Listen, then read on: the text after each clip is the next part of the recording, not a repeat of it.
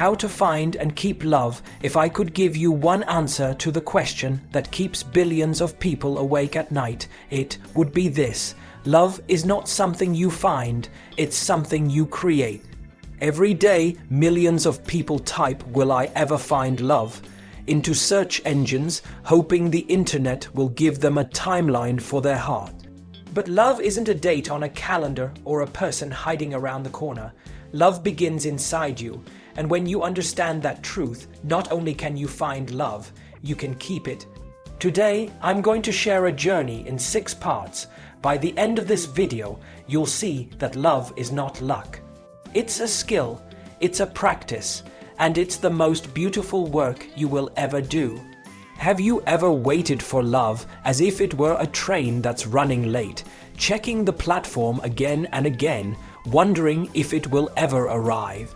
We grow up believing that if we wait long enough, the perfect person will suddenly appear and complete us. But love is not a miracle that drops into our lives when the stars align. Love begins with the relationship you have with yourself. Before you can share a heart with someone else, you must first learn how to hold your own. This means forgiving your past mistakes, listening to your needs, and treating yourself with the same kindness you hope to receive. If you desire a partner who is patient, start by being patient with yourself. If you dream of someone adventurous, create a life that excites you. When you respect your own boundaries and pursue your own growth, you send a signal to the world. This is the standard of love I accept. People are drawn to that energy. You stop chasing love and start attracting it. The love you seek is a reflection of the love you already live. I once met a man who carried a list of every quality he wanted in a partner: kindness, honesty, curiosity, ambition. He showed it to me with pride, convinced that clarity would attract his soulmate, yet year after year, love slipped away. One day his mentor asked, if the person on your list appeared tomorrow, would they also be looking for someone like you? That question shattered his perspective. He had spent years searching for what he wasn't yet willing to embody. He wanted honesty, but avoided hard conversations. He wanted adventure, but clung to routine. So he stopped searching and started becoming. He learned to listen, to forgive, to take risks. Slowly, love began to appear, not as a sudden spark, but as a natural response to his energy. This is the secret. You don't find love by chasing it. You find love by becoming it. When you embody the qualities you desire, the right people will recognize themselves in you. We often think love is about getting attention, getting affection, getting someone to stay. But love is not a transaction. It is a practice. The happiest people aren't those who receive the most love. They're the ones who give it most freely. A 75-year Harvard study discovered that the #1 predictor of happiness is the quality of our relationships, and relationships thrive when we focus on giving time, giving understanding, giving kindness. Nature teaches this effortlessly. The sun warms the earth without asking for payment.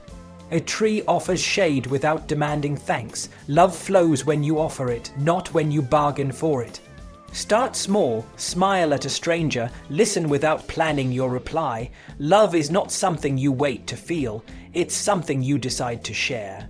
And the more you share it, the more it multiplies inside you. Heartbreak is the proof that you dared to love.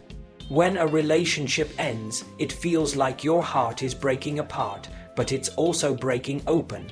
Everyone on earth knows this feeling. That's why songs about love and loss can make strangers cry in the same language. Heartbreak teaches you how strong you are.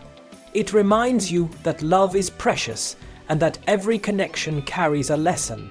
Instead of letting pain harden you, let it refine you. Each heartbreak is a classroom where you learn about patience, empathy, and resilience. The love you gave was not wasted. It becomes part of who you are. It deepens your ability to feel, and it prepares you to give love more wisely the next time. Letting go of love is one of the bravest acts you will ever perform. We cling to relationships because we fear that release means failure. But letting go does not erase the love that was shared. It honors it. It says, thank you for the lesson, thank you for the memories, and thank you for the growth. Healing is not about forgetting. It's about reclaiming the pieces of yourself you gave away. Each day, you let a little more love flow back to where it began inside you. Grief is natural. Some days will feel heavy, others empty, but both are signs of progress. The relationship may be over, but love itself remains infinite. When you let go with gratitude instead of bitterness, you free your heart for the next chapter. Finding love is powerful, but keeping love is an art. Lasting love is built not on grand gestures, but on small choices repeated every day. It's listening when you want to argue, forgiving when you'd rather hold a grudge, and appreciating the quiet, ordinary moments. Couples who stay together are not those who never fight. They're the ones who choose each other through every fight. They understand that love is a verb, not a noun. It's alive, breathing, constantly evolving. To keep love, you must nurture it as carefully as you would a garden, watering it with attention, sunlight, and patience. The spark that starts love is beautiful, but the effort that sustains it is where true magic lives. Love is not a destination waiting on a map. It is the path itself. You don't have to wait for the perfect person to arrive, and you don't have to fear that love will disappear. When you love yourself, when you become the love you seek, when you give freely, learn from heartbreak, let go with grace, and nurture what you've been given, love will find you again and again in friendships, in family, in partners, and in the everyday moments that make life extraordinary. Stop waiting for love to happen. Start living love today, because the love you practice now is the love that will stay with you for the rest of your life.